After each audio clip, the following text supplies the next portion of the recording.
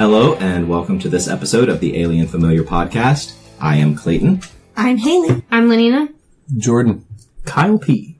And before we get started, I just want to remind everyone that you can find show notes and more at alienfamiliar.com. You can email us at alienfamiliarmedia@gmail.com, and we are on Facebook. And I really encourage you to go to the show notes, especially for this episode, because it is probably required to get a deeper understanding of what we're talking about today. Today we are talking about an article that appeared on The Economist back on March 30th, 2017, written by R.A., whoever that is. Salvatore. The specific article is called The Link Between Video Games and Unemployment. And because of that article, today we're going to be talking about whether or not games make people lazy. It's a big topic. And it's all you millennials' fault. I think that's an alternative. The oldest millennial is age 36. And I am 37, so... Fuck! All of you millennials' I thought you were fault. 36, damn it. Let's do a quick synopsis for listeners of the article. Basically, the gist of it is economists are concerned because in greater and greater numbers, millennials specifically are choosing to work less hours when that's available to them, work lower paying jobs that offer less hours, and instead spend their hours in their day playing video games. Many of them live with their parents, as you can imagine. Many of them also live in large collective housing kind of situations, 6, 7, 8 people renting a whole house, that kind of deal. But things being as cheap as they are, they can get by on basic necessities, and rather than climb the corporate ladder and what have you, they're tuning out and playing games all day. This has capitalists concerned. The article states a few interesting statistics. One being that for each hour less the group in question spends working, they spend an hour more performing or engaging in leisure activities. And of the group performing that additional hour of leisure activities, 75% of that time is accounted for by gaming. This does not say what specific types of gaming. I'm pretty certain this article is pointing fingers at video games specifically, but it does not say that. There's a really bad stock image of two dudes using wired controllers that appear to be PlayStation 1 controllers, but made by like Mad Catz or something. They're not OEM equipment, we'll say that. Pulled that out of the archive. Way to go, Economist. But They are also wearing flannel, so this is most certainly a picture taken in the mid-90s. One is a brown fellow and one is a white fellow. No women represented. One of the concerns was that between 2000 and 2015, unemployment had increased, or rather employment had decreased by 10 percentage points in this particular group that they were talking about. Now, the fact that 10 percentage points is enough to cause alarm, I find hilarious to begin with when you're talking about this pretty narrow slice of the population. But also, there is not a whole lot in the article talking about what all was going on economically between 2000 and 2015. It's as if all the games got better, so everyone just decided to plug into the Matrix and say, hell with, working a 9 to 5. Not to mention, you have to remember that millennials destroyed corporate chains like Applebee's, and we don't buy diamonds anymore, so that's destroying all sorts of jobs because Applebee's is closing out consistently. It's all our fault. Millennials are destroying blank is one of my favorite mayonnaise. Mayonnaise?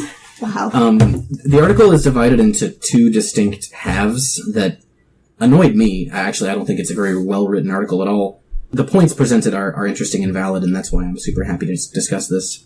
But the article itself, the first half, is talking a little bit about the economics of America, at least, over the past few years, and a lot about statistics for leisure time spent. Work time is less, And it's basically implying that the cause is video games, gaming, I guess, in general. But then the second half of the article, the author completely changes their tune and is like, basically, but now remember, the economy was also real bad, and games aren't necessarily to blame. A lot of people really value the social contact found in gaming. So I wish they would have presented a united front one way or the other. I think it was really odd that it literally halfway through changed its tune. Well, that doesn't play well to the greatest common denominator there. There's still an eyeball time here. See, the thing that I think bothers me the most, and mind you, I'm not particularly good with numbers, statistics, or most things, but I do think that the way that I view it, I think it's a reversed opinion in the fact that it's not tied with the less hours people work, the more video games they play. It's the fact that because millennials aren't being as employable, they are getting lower paying jobs, they aren't able to work as many hours as they want to. They're filling their time with things that do make them happy, like video games. I'd rather than because we're playing so many video games we can't get those hours. It's because we can't get those hours we're doing so many other things with our time. And I don't think that the two are absolutely related. I do think that there is a correlation between the time working and then the time playing and vegging out and going into these worlds that are imaginary and having fun. I don't think that they cause each other. Something that I found in, unironically, a Men's Health article. Specifically, it finds that it's not that video games keep young men, quote unquote, from being unemployed. They just found men that are unemployed are often found to play video games more, which I think is something that The Economist may have not stated for, or the article in there. They like I said, the first half, they really try and make you think that it's video games are doing this. And in the second half, they go on to say, we also really need to consider that hourly wages have stagnated, adjusted for inflation. College graduates are up 11%, are idle or unemployed, compared with 8% in '94. The article covers the gamut. I just thought it was odd how it arranged its facts. Another, I guess, strange thing to consider is the rate of student loans after college, which leaves you kind of in a pitfall of unemployment because you can't, or living with your parents because you can't escape that, and the rate of debts that keep increasing, especially with our newest education board. True, but you should be working to pay off those student loans, not raiding a Sararak in a Tomb of Horrors. Yeah, get off your ass and make some money for the But it student loan people. explains more so living with your parents and working, and it doesn't explain the living with your parents, student loans, and unemployed, but explains living with your parents a little bit more than going right to an apartment after college.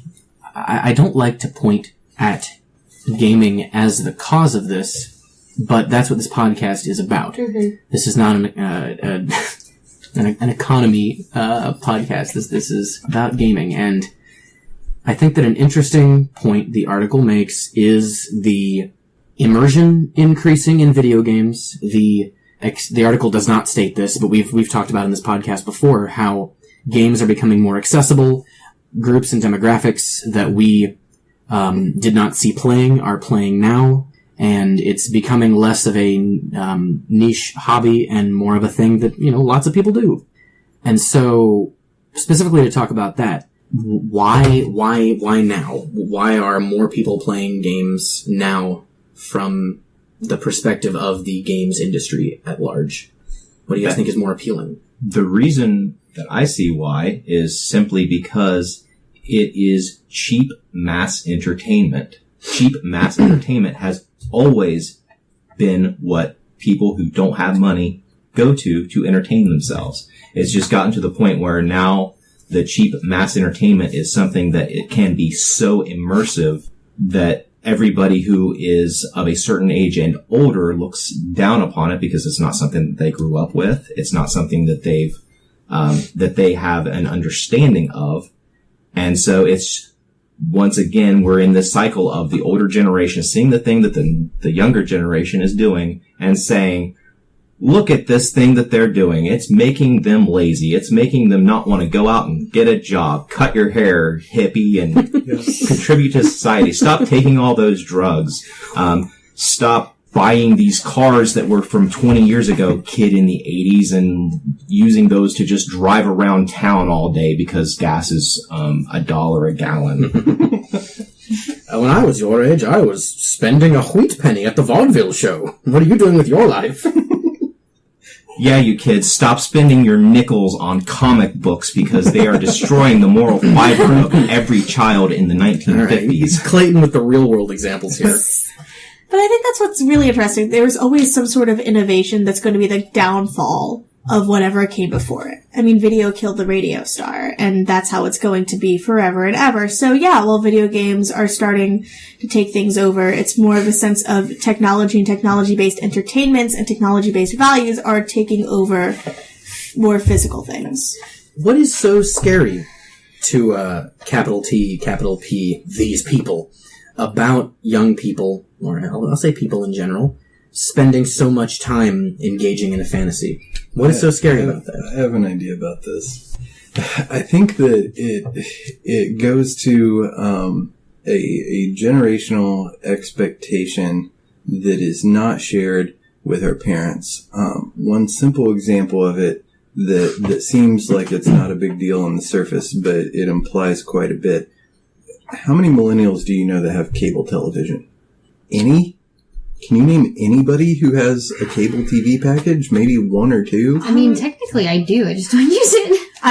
This is going to be really dumb, but what can you define cable television? I'm talking about turn on the TV at a particular time when that show is on and wait through the commercials and blah, blah, blah. Haley, you just proved Jordan's point. You don't know what cable TV is. That's gone. Everybody is using on-demand platforms like Netflix and whatever else. And the internet, just in general. YouTube Red. Right. And I think that is not just a platform preference. I think that that's an expectation towards technology and society generally speaking. I don't think that we are okay with just kind of going along with whatever is spoon-fed by, corporate conglomerates, name your poison people. We expect some degree of customization, interaction, and calling the shots. And I think that that's very threatening to many huge institutions that rely on this top-down model of control, be it in entertainment or whatever else that you like.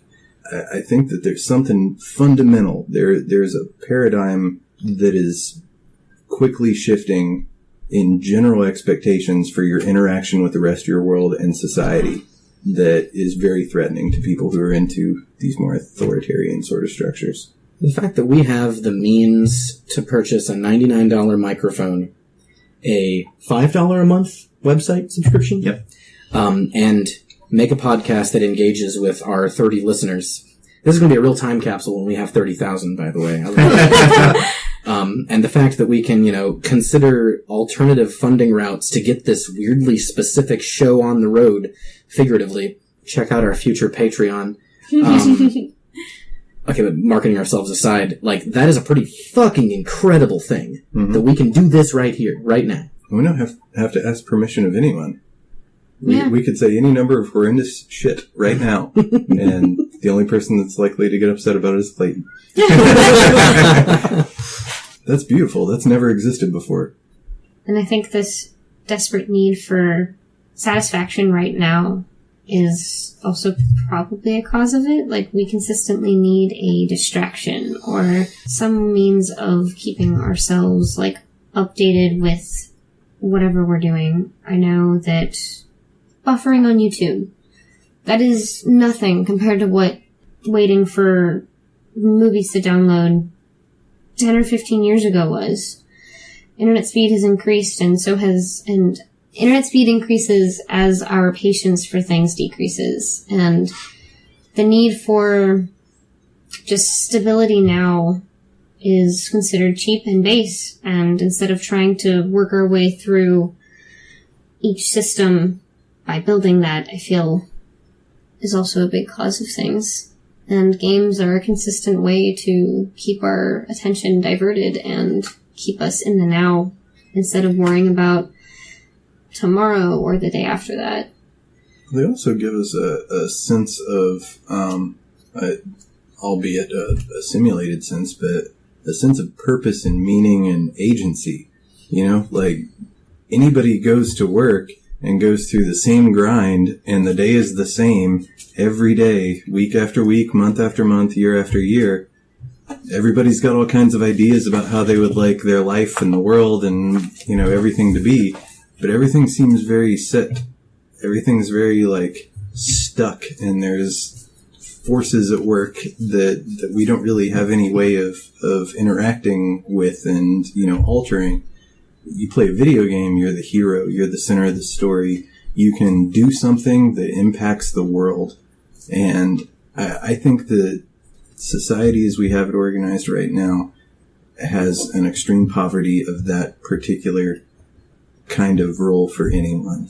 Yes. Somebody once mentioned to me that the millennial generation was raised to follow their dreams instead of find stability.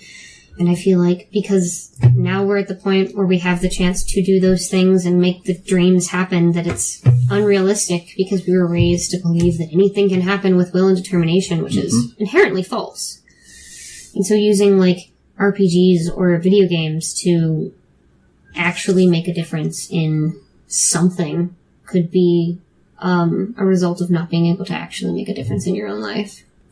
And it's also just the fact that the choices are so different. Even in the 80s, your options when you graduated from high school were go to college or go to a factory that's going to get shut down in a couple of years. But little did you know that at the time. And I know I said it before, but I keep coming back to it because I'm a history buff. I like to read about what has happened in the generations that came before me.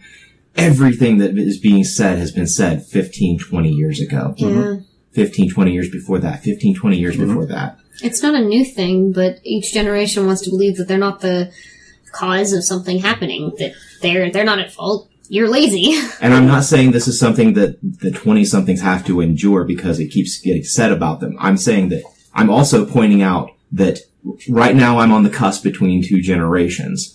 I fully intend to remember everything that I have experienced from the time I was 20 until now by the time I'm 60. I remember people being what was my age now, like in their late 30s, saying these exact same things 15, 20 years ago. And some of my peers who I graduated from high school with, they're on Facebook espousing these exact same ideas. Hell, people even say it now. Look at, like, the smallest generation that exists now. They're, like, 8-year-olds are on their phone instead of being outside, and it's ceasing socialization and causing problems and cyberbullying, but it's nothing new. Go listen to Eve of Destruction, best performed by Barry Maguire, but as I just found out through Wikipedia, thanks, not written by him. You listen to this song from 1965. It's such a good song. And I would personally give you my favorite hat if this song doesn't make you think of what's happening today. Yeah. I have a favorite hat. It's just an interesting way to put it. That's kind of what I'm getting at. Like, we're caught in this cycle. And no matter how organized people get, no matter how passionate you are, no matter what you do, there's no way to break things. Like, there's no way to, derail. It's kind of like, okay, this is a very dumb example, but I think it's the best way I can explain it. It's like the burn book from Mean Girls. You need to destroy the burn book and share it with everybody. So everybody shares the blame, everybody shares the dirt, and therefore the cycle breaks. It doesn't, though. I don't It's not that know simple. what you're talking about. So there's this movie. You're asking us to destroy the internet. Not even the internet, because this happened The internet is the burn book. Well, I don't think the burn book is the internet. I think the burn book is the stigma against generations. But Well, if the burn book in this movie is a thing you can write bad things about people on and then hoard it for yourself and joke about Well, it I with mean, your yes, close that's friends. technically the internet, but what I'm You're trying to asking us use the metaphor. to burn cliques, perhaps? Little groups of, like, little culture nodes that form Well, up? yeah, that was the idea behind Mean Girls, is to break the cliques so that everybody can get along, and so cliques you're are the advocating generations. globalization. Yes. I'm actually being entirely serious here. What I am trying to say is that we all have the stigma from one generation to the next. I mean, I even have it about this new generation. I mean, like, I remember I used to have my little Tamagotchi, and that was cool, and now everybody's walking around with, like, their 3DSs and their phones and their 6. Yeah, I don't understand Pokemon Go. What happened to the good old-fashioned days? You battle. You don't just go around and capture things. But... like, what I'm saying is that it's the stigma of, like, hatred and blaming for the way, like, I had it good and you're ruining something, or you're not doing as much as I did. And that stigma is what's oppressing other generations. And I think that sort of blaminess needs to end, because it's like, yeah, I had it and time changed. Technology changes. People change. And that's the only way things are going to differentiate. So, we're talking about breaking this cycle. Yes. Your cycle slightly different from the cycle that Jordan just brought up. The cycle of older generations hating on younger generations. I think yours is a little more broad, perhaps different cultures hating on different cultures. I think that this cycle is ever present, and the only thing I've seen that might stand a chance of breaking it is the internet, mass communication, interconnectivity of things that were never connected before. So far, I've not seen it do that. If anything, it's bolstered and reinforced it, considering that every baby boomer right now can go on a YouTube comment and leave some just straight up, just absolute steaming pile of dog shit. It's given everybody a soapbox. But what I'm getting at is that perhaps this mass communication that we're living in right now, and that's only going to become more connected, it is true that we are right now engaging in a niche. It's true that it has become easier than ever before to find a niche that suits you. And it's true that it's not just the top 5 big forms of media that are making money. There's this long tail that stretches out of all these small niche forms that if you add that tail up as a whole, it is equal to or greater than the big moneymakers. And so what we're looking at is this combination of parts of life into single things that we can do. And I think video games are an example of that. What I mean here is that we have YouTube, right? That is a combination of entertainment, news, socialization, goal fulfillment. Games are the same way. I don't want to talk about YouTubers. But games are the same thing right now. You jump into just about any game, even a single-player game. You go to Steam, you download an RPG, it's single player only, but you're earning achievements, you're fulfilling goals, you're probably checking news for that game, you're actually being encouraged to check that news because it pops up right there on your start page when you go to launch the game on Steam. Obviously, it's entertainment. We spend so much time in gaming, sure, but we're not playing fucking Simon's Quest anymore. We're playing games that are our sources of so many things that are necessary for life. And I just wonder if this combination of things into mass entertainment, single serving, you download them once and now you're plugged into all of this stuff. I just wonder if that can break the cycle. So far I haven't seen the internet do that, but as we combine more and more, it's not so much going to be one generation doing something differently from the subsequent generation.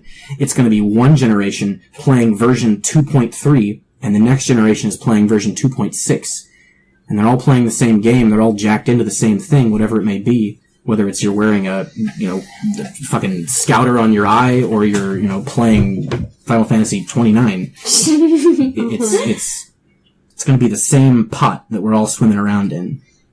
I feel like even then, because there have been games like that exist. Like, there are so many different generations playing something like World of Warcraft right now. It's been popular for God knows how long. It's still expanding today. 2004 is when it came out. In November. I remember that day. I remember getting it as one of the first games that I played as a kid, and it was amazing, and it kept me connected to siblings and people from out of state. But I feel like it's not so much the games or the internet that causes the gaps. It is the gamers and the people on the internet. It is human nature to just, not even nature, it is society and societal standards to just kind of be better than the person next to you. It is grown that if you're not good enough, you're technically not enough. into today. So if you're level 20 and you're playing World of Warcraft, Pokemon Go, and you come up against like a level 80 and they're just like, oh man, you're just a scrub, and they smash you and take your shit and leave. And it's been like that for God knows how long. That's the real world. That's the real world. Yeah, I agree completely. I think a lot of people have looked at the corporate hierarchies that are basically our only means of employment and thought, well, this is clearly a losing game. Why am I going to waste my time? And, you know, it's sad, but like even on the lowest levels, like somebody trying to get a job now will go to McDonald's and see a 70-year-old woman working the cash register. That's blocking up a job that in the past would have been open to that person. And it's not at all that old woman's fault. Somebody with more economic power than she can possibly conceive of has made the system the way that it is. But it's a log jam, and there's no way that you can possibly claw your way to the top. Like, no one really believes that that's real anymore. And the people that do are either privileged enough to not have to think like poor people, or they're completely delusional. Mm-hmm.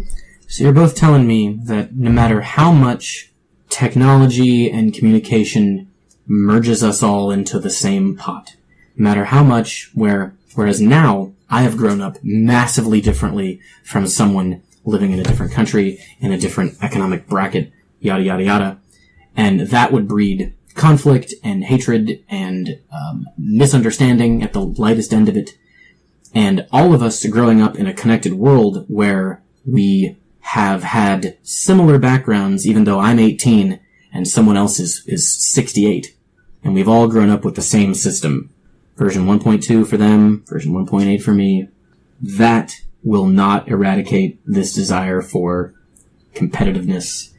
You're still going to have hierarchies and classism. Pretty much. Until we're all on the same game, I feel like there's always going to be somebody better than you. Well, that's what I'm saying. Imagine a world where we're in the same game, which is even not if it a is, game. But like you pointed out, there's going to be different versions along the way. No game stays stagnant and stays popular. It's impossible. There's Windows, for example. Somebody's just like, oh man, I love XP so much that I can't upgrade. I just can't convince myself to do it. It was me for a long time. I agree. And then eventually it just stops working. You become obsolete. Mm. There's nothing you can do, but you try to enter Windows 10 world and you're just like, oh man, where's my start button? What is all of this? How do I get to the settings? Why are there ads in my home screen? Exactly. That's a great question. And I feel like we could all be on Windows 10, but there's always going to be somebody that doesn't understand and somebody to always laugh at them, no matter what we do. And until we're all on like the same page, on literally the same level of we're all here on Windows 10.0.3.4, and we all understand how it works, there's always going to be somebody that's like, yeah, no, I learned that ages ago. You still don't know how that works? I think one of the really interesting things that this article brings to light, better than most articles along this line, excluding the grammar. It's the amount of extreme surplus that we as a society are staring in the face.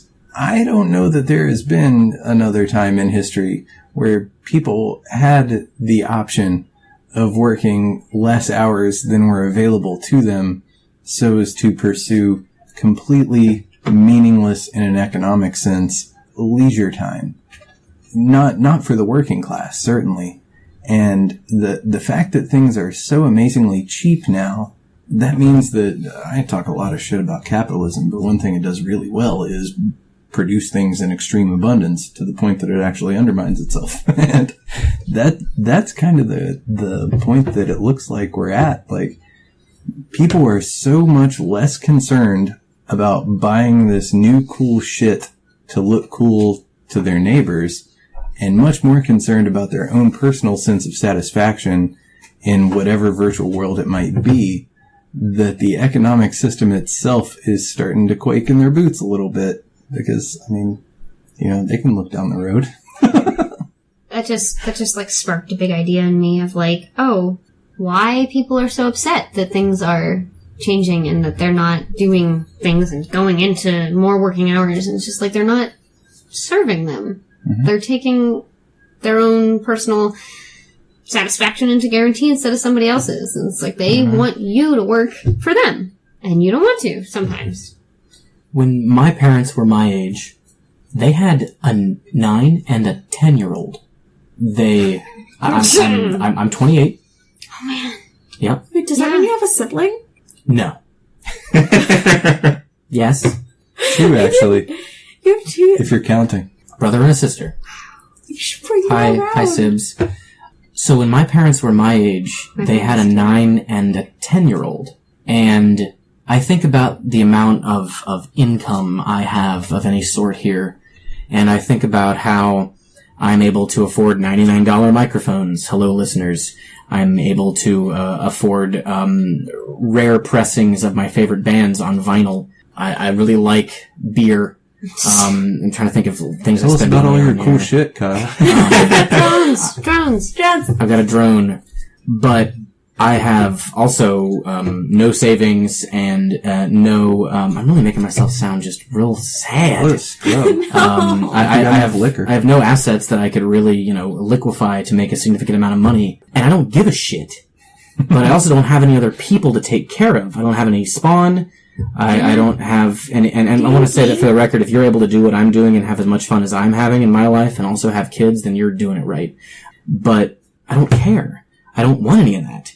I can't be alone in being happily hand to mouth with the occasional, big, cool crumb item along the way that I'm not eating. I'm just looking at it and hoarding it.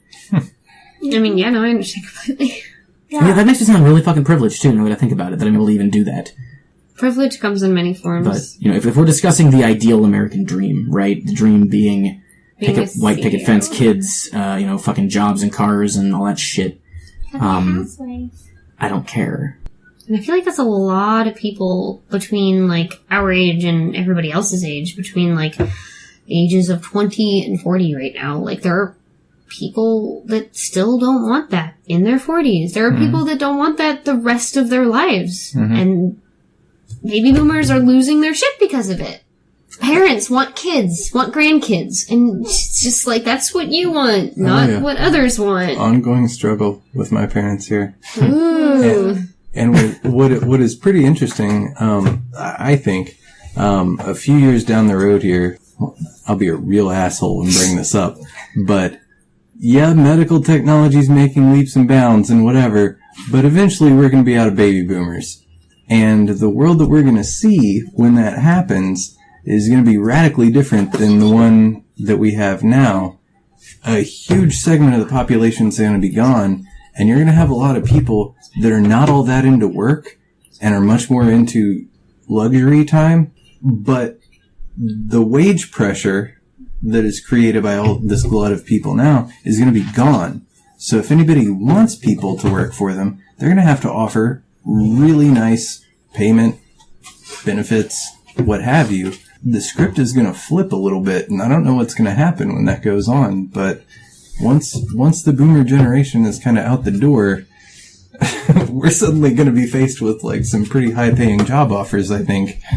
I'm going to throw out a historical analogy here because I'm a history buff and I like so there was a previous time where, just like you're saying, the people in power, they started dying off. There wasn't enough people to come about and fill all of the roles. And so the people who had been at very low wages or no wages, had nothing, they were suddenly able to get up into higher stations, and they were able to form guilds and were able to owning land from the aristocracy, and they were able to essentially create an entire new class of people called the middle class in the late Middle Ages following the Black Death. And it is possible that once the baby boomers and the people who currently have power die off and really those old ways of thinking are gone, we will see a similar major shift in power like what hasn't been seen in 500 years. But here's the question, is it actually going to die off? So much is passed down from generation to generation, and a lot of that is systematic. I don't know if that's going to die Eventually it will. Another historical example, I see it, something that we're still dealing with, that we're still seeing the growth in, is just like the civil rights movement. The reason I really don't have any right to say this, but from my white privilege situation, the way that I see true civil rights happening right now in the time that we're living in is because literally those people with those old ideas are dying. They've been dying for 50 years. Yep. And the new generation, there are fewer and fewer and fewer that still have those old ways of thinking that hold people back. And I am admitting that I am certain that I have some of those old ideas because they have been instilled in me. I have heard the things that certain members in my family who are older than me who have said over the years, and that they don't understand what is wrong with it. I am certain that I say some things like that as well. And when I die off, my brother's children will have less of that in their minds, so that they'll have less racism in their world. And I see what you're talking about, like this change in power, I see it facilitating in exactly the same way. Mm-hmm. The evolution of society is very similar to the evolution of life. I think that a lot of modern companies have completely forgot that old lesson of Henry Ford, that you have to pay your employees enough to be able to afford the thing that you're making. Nobody does that anymore. Nobody. And there's pretty clear economic rules within capitalism that dictate that they don't. It's not about any long-term plan. And so, Hayley, to your point about, well, systematic, control, all that kind of stuff, like, even left alone, even if we had another generation as big as the boomers coming up behind it and whatever, more fodder for the machines, it's structurally undermining itself. There's an illogic in the system, because I don't think anybody early on in the philosophical conception of capitalism as an economic system ever thought that we'd reached the point of production to where we have. Like, technology is so blown past anybody's ideas of what we could have done in, 1775. And it pretty much demands that there be no more scarcity. There be no more, prohibitive pricing structures, all these sorts of things that we've come to just assume to be the rule. So yeah, I think you're absolutely right, Clayton. We're due. 5 centuries has been enough. I'm going to make a second prediction. And this other prediction is that all this stuff that I've just talked about, it's not going to happen in the United States first. Mm-hmm. It's going to happen in China first. China. Or China. God damn it. Switzerland's already talking about mandatory minimum wage legislation, like living wage, basic minimum income. It's the Federation. Yeah. Oh my God. There's a couple countries who've talked about that. China's a bold prediction. Why do you say China? Because they're going to be getting to a point where the old are dying off, and there's literally not going to be enough women to produce the babies to reproduce their numbers. Mm-hmm. And so that is probably going to be the first place where we see that there's just not enough people to fill all of the roles that once were filled. Mm-hmm. More than in the United States, where it's mostly a matter of, for the majority of people, it is a matter of choice as to whether or not they reproduce. So, tangentially related, read an article recently about China's so-called rat tribe. Has anybody heard about the underground workers in big cities in China? No. Estimates between 300,000 and anywhere up to 2 million, which is a really wide range, I know, but it's hard to pinpoint, I suppose. But those numbers, somewhere in that range, live in windowless underground, former, Cold War era bunkers, in big cities in China. Fucking Morlocks? These are very inexpensive, usually communal, dormitory style, one bathroom down the hall, type places. And these are people who don't care about their appearances. They interviewed several different people in this article that I read. One of them was a former, like gang member turned, car insurance salesman, different kind of racket. One was, a student. It's actually several were students, but people from all different walks of life choosing to live in these hellacious underground conditions. At least hellacious to what we might think of as a house, here in the old launch pad. Windows are key in my life right now. Because they don't care about appearances. Yeah. And these places, some of them are unregulated and dangerous. Numerous regulations have been put into place, and many of them are regulated. But they make money, and they save money by living in these underground dwellings. And I recall this being a specific difference from the generation prior, who very much did care about owning a nice car and a nice watch and a nice suit and having a nice home in the country. The view. And now they're moving into these cities. There's a massive need for work, and there's not enough housing, so they're living underground despite the stigma. Well, that's because even though people are pushing to have babies nowadays, the population of the planet Earth is rising exponentially, and will continue to do so until we are either forced to regulate it or we run out of resources. I think it's been... Space. You gotta go into space. It's a human imperative. Don't quote me on this. I can't remember exact numbers off the top of my head, but by 2020-something, we will double by the billion. We will be in 14 billion people on the planet Earth by the late 2020s. Jesus Christ. Can we pass out some free birth control, please? Well, I don't know. If certain people stop defunding it, then maybe. Let's get on that. Well, it's now considered, I saw an article recently, it's considered selfish to watch your own children instead of adopting. So, baby boomers, you're very, very wrong right now. We don't need more children, we need to adopt more. Add that to the list. Jesus.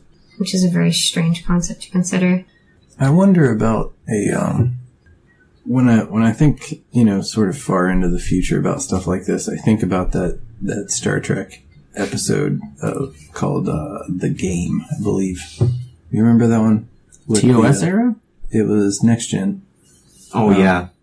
So the gist of the episode is that people start picking up this trendy video game. Oh God, yeah, it's The one with Ashley Judd. Yeah, it looks a lot like Google Glass. They have this weird little funnel thing, and they're using their mind to shoot these little balls into the funnel. And as they do it, it gets progressively harder. And this game spreads like a virus, and people just stop showing up to work.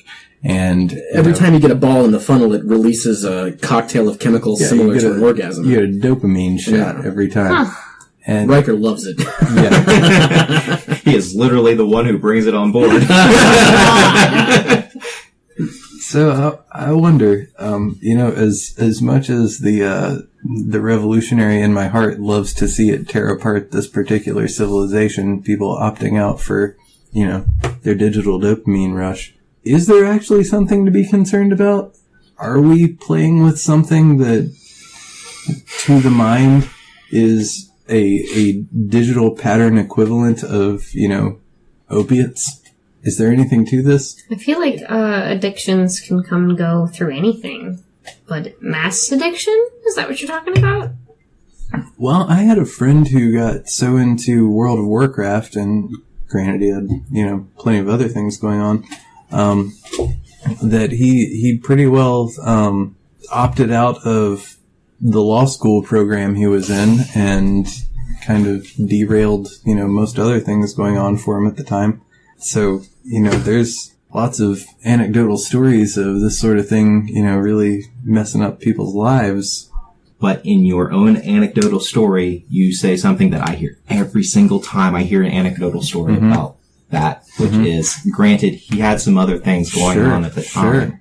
But is it an amplifier to existing issues? Whether it's an amplifier or not, there's always going to be some people who have that response. It's not a function of this generation. It's not a function of any generation. It's a function of being a human.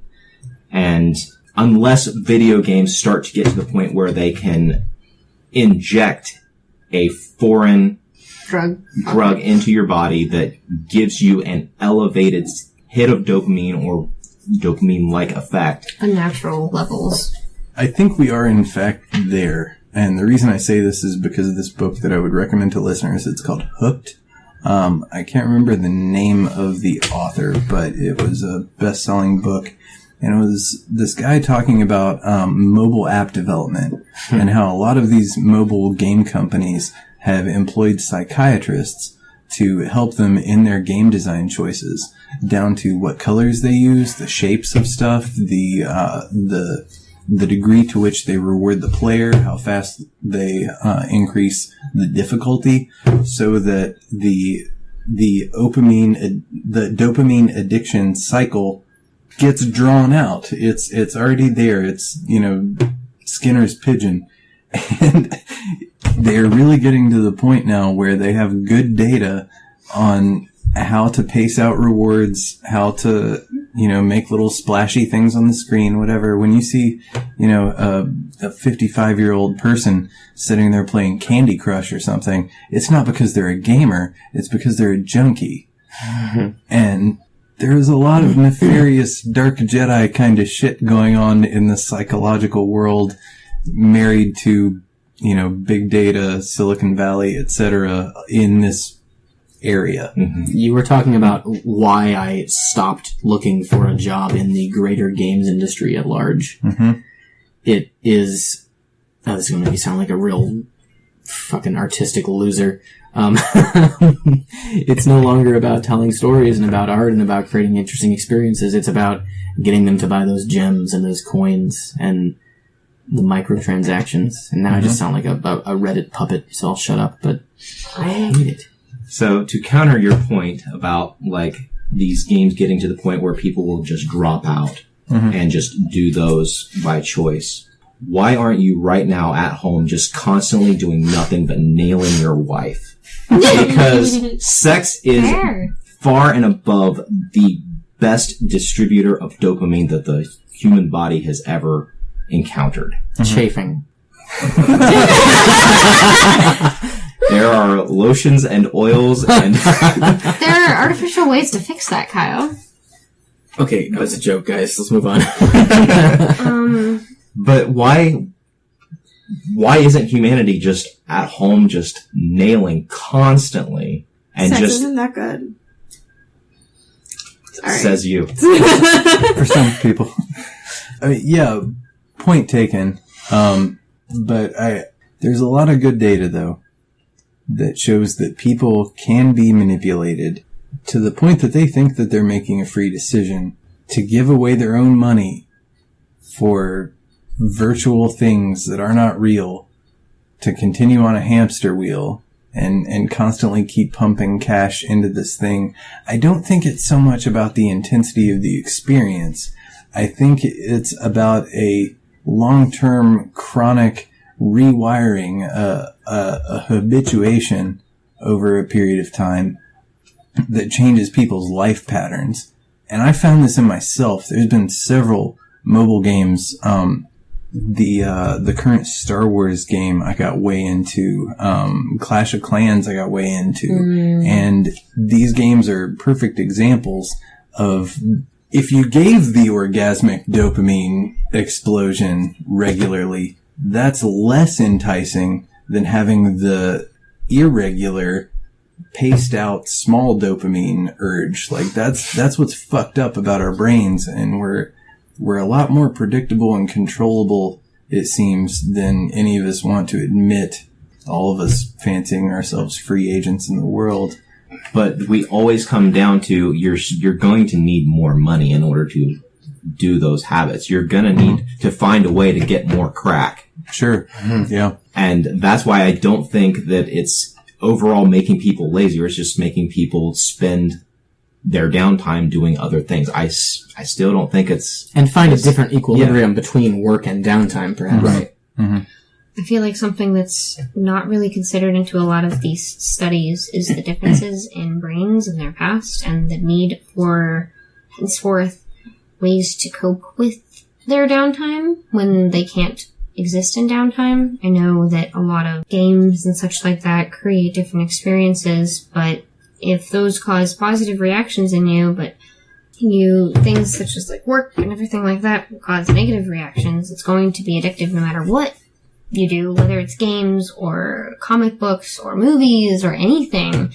Literally all media is set to take the mind and distract it from anything bad in life, and articles that say that specific games are more addictive than other points in life, do they account for the different mentalities of others? I know not so much of like different cultures or races, but like mental stability, which I feel like in the middle of my college career I've noticed is very common, because college itself is overwhelming and stressful and puts you in a really bad place with anxiety and depression and everything coming forth in new light. Like, a lot of people, instead of getting the help they need because of the stigma behind it, go to things like games and role-playing and alcohol and other sorts of why drugs still aren't out of the world, because there's always bad. There's always bad in the world.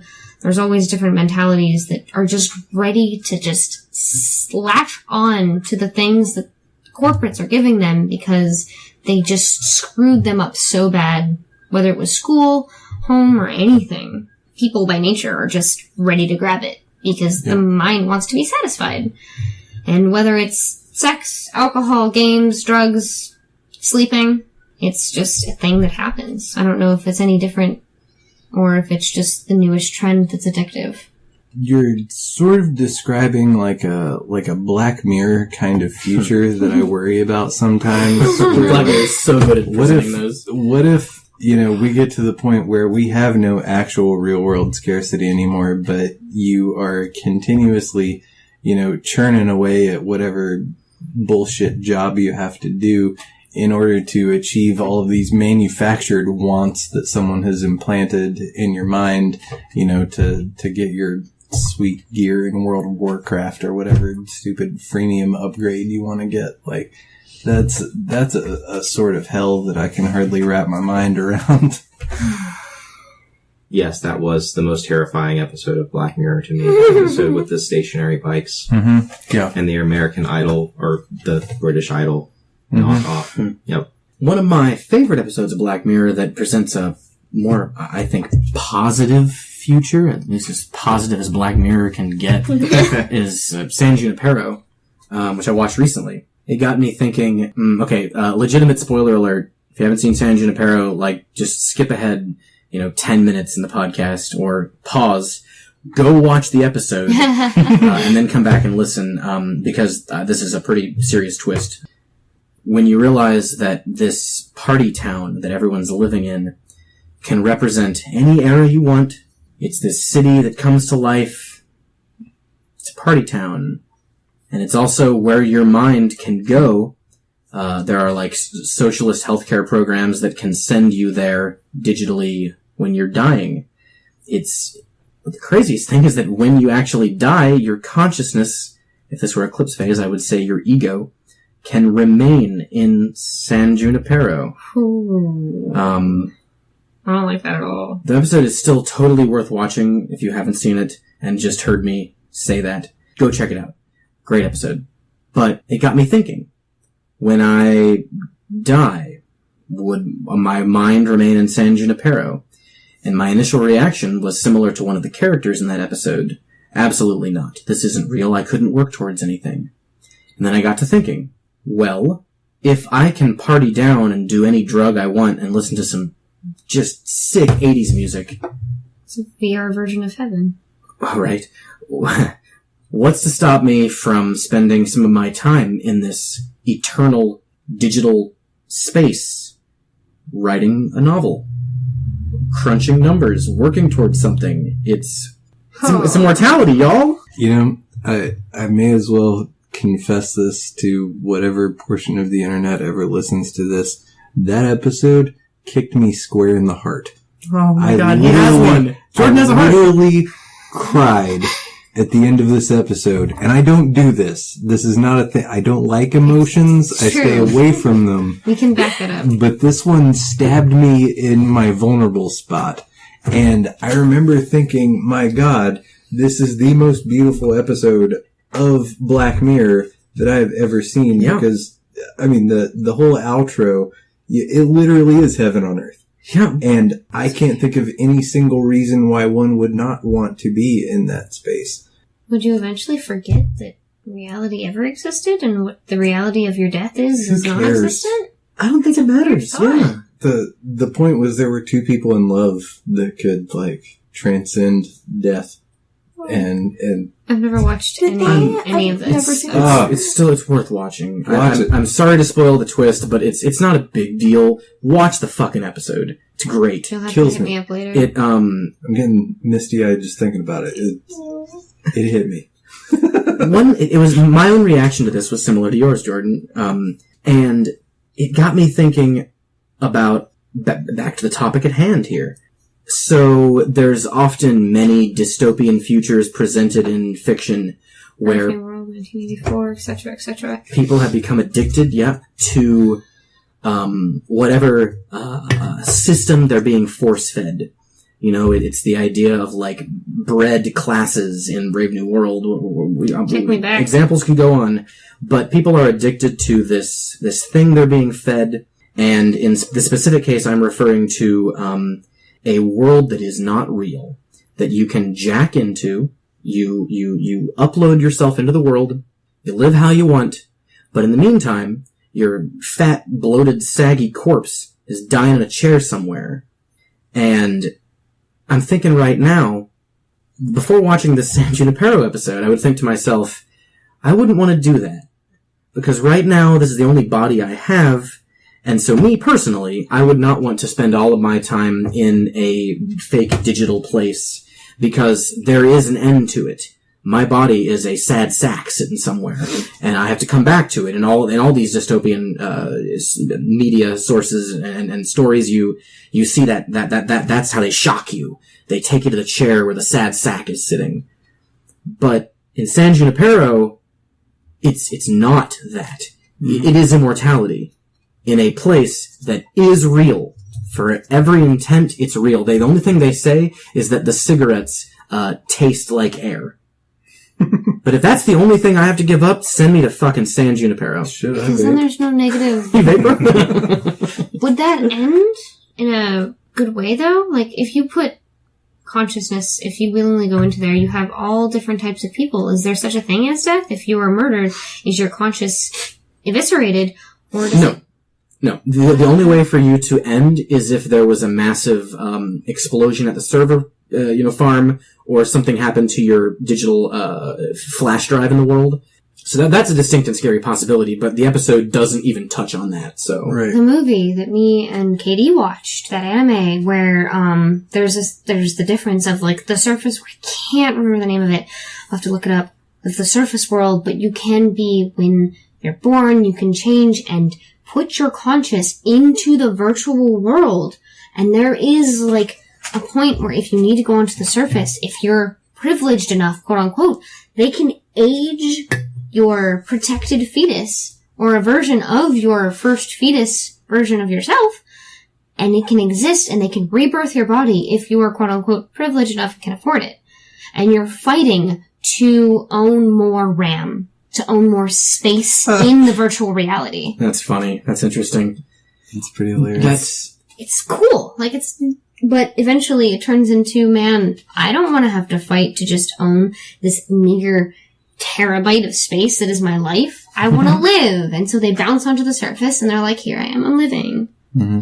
And here I was worried we would not talk about any gaming topics. We have talked about all sorts of awesome things to put into games that are extensions of how things actually are, how things could be, how things have happened in the past. All of this is great fodder for designing an entire campaign or just designing a one-shot. Mm-hmm. Hell yeah, it is.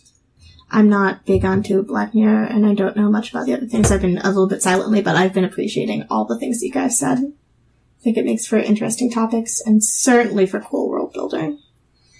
I think that, like, one of the thrusts of everything that we've talked about here is that to the individual, whether we like it or not, despite, all of our desires to the contrary, our ability to experience anything at all is filtered through our own subjective perspective, right? And so to us, when we sit down at the gaming table, if I'm playing a wizard, if I'm playing a knight, whatever, some part of my mind is convinced that I'm doing that at the moment. It feels like I'm doing that. I can imagine doing that kind of thing. If it's a video game, if it's a movie that I relate to, if it's a virtual world I've uploaded my consciousness in, there is no direct, objective way to know the outside world. And so, the existential experience is what we have. I have a question for everyone sitting here. Mm-hmm. This is something that I've talked with Beth about, but I wanted to hear from each of you how this affects you. There are points in our games where I think back on things that have happened. I don't remember us sitting around the table. Mm-hmm. I remember first person being there, experiencing it as if I was that person. I don't see any of this. I see the deck of a Galaxy class starship. I see the cockpit of an X-Wing. I see the deck of a ship. I see 9 people galloping down a road toward an orcish horde, like battle, like their swords and other weapons high in the sun. That's how I actively remember the sessions that we play. Mm-hmm. Even if I'm not a player, I remember it like watching a movie. Yeah. I'm curious about the rest of you. I think of the Bolshatri bombing. 7 people in a room about to meet and discuss some real heavy stuff. And there's a flash and a shockwave. And then there's carnage and limbless friends crawling around. I'm not a combat veteran. I have never had anything quite like, that happen.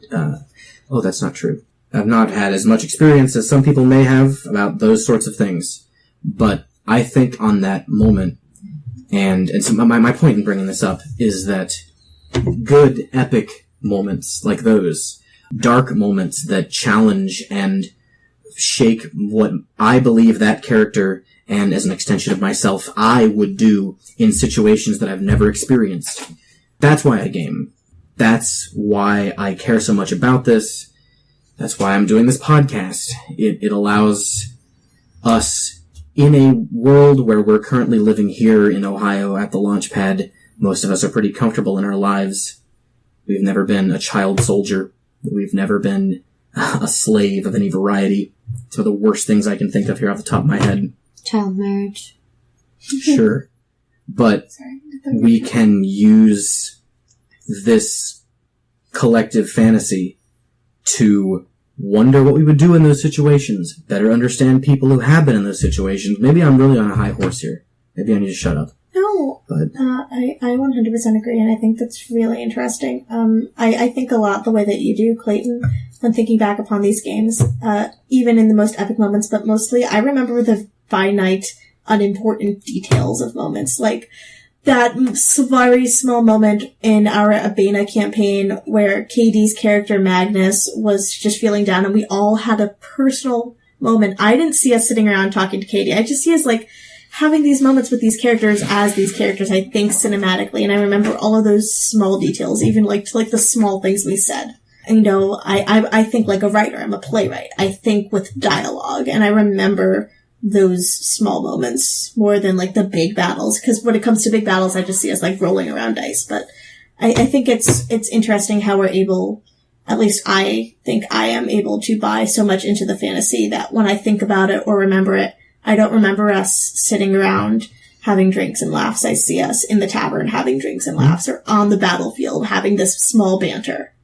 I think these are great examples of how different elements of our game will be more poignant to different people. Yeah. This crazy holodeck we're all experiencing and creating here, we all remember certain things more vividly. It's a wonderful thing. I still have memories from some of the first few games that I've played.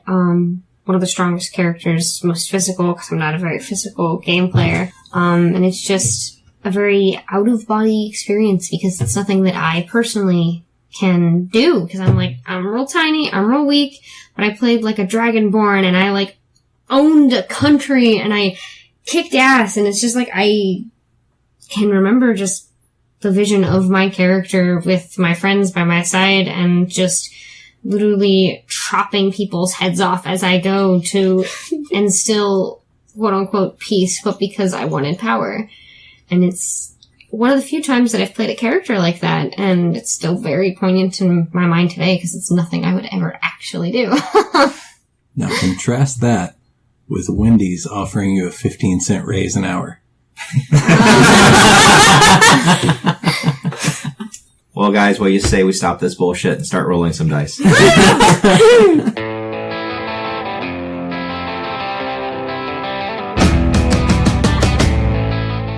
This has been a production of Alien Familiar Media. You can find past episodes and more at alienfamiliar.com. You can email us at alienfamiliarmedia@gmail.com.